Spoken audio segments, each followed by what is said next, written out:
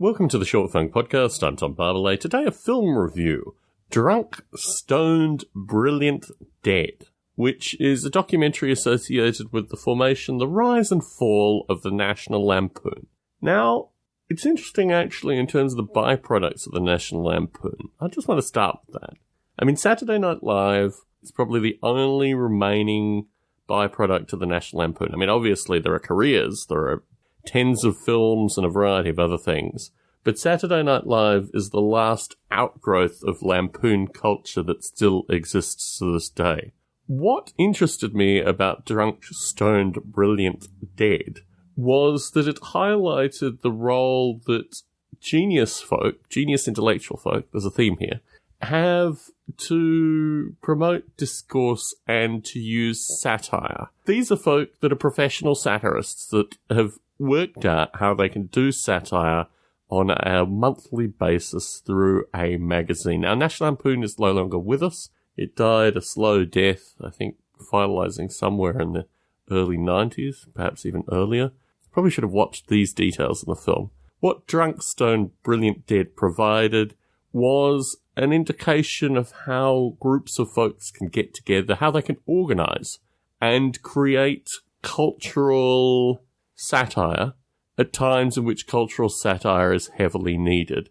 My view is actually cultural satire is needed all the time. There's an interesting narrative associated with the role that affluence and drugs had on the various participants in the magazine. That's an interesting sideline.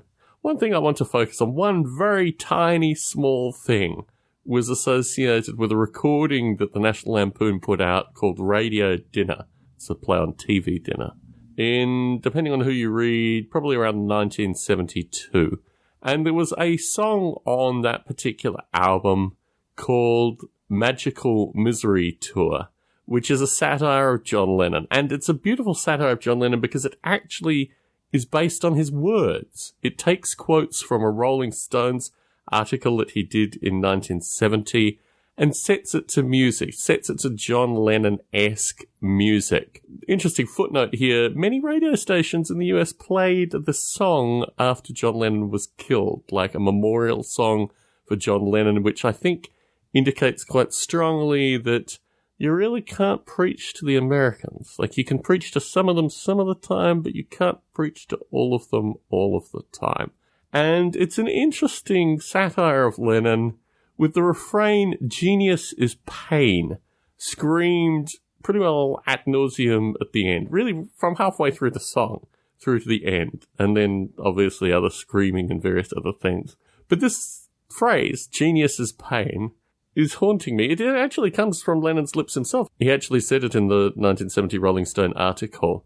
It's a phrase which I think is perfect for many satirical circumstances. I'll probably weed it out of my rotation shortly, but it's worth leaving there.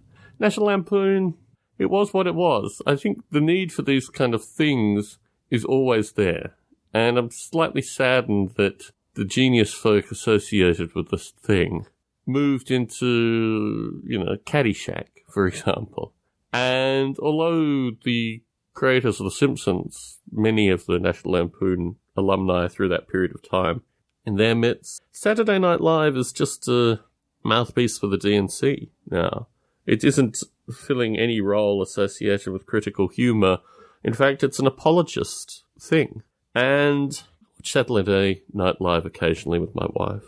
But I really don't think they're doing the kind of satire that National Lampoon was doing through the Nixon years and these kind of periods where there's so much to satirize. Tom Barbalet in San Jose, signing out. Genius!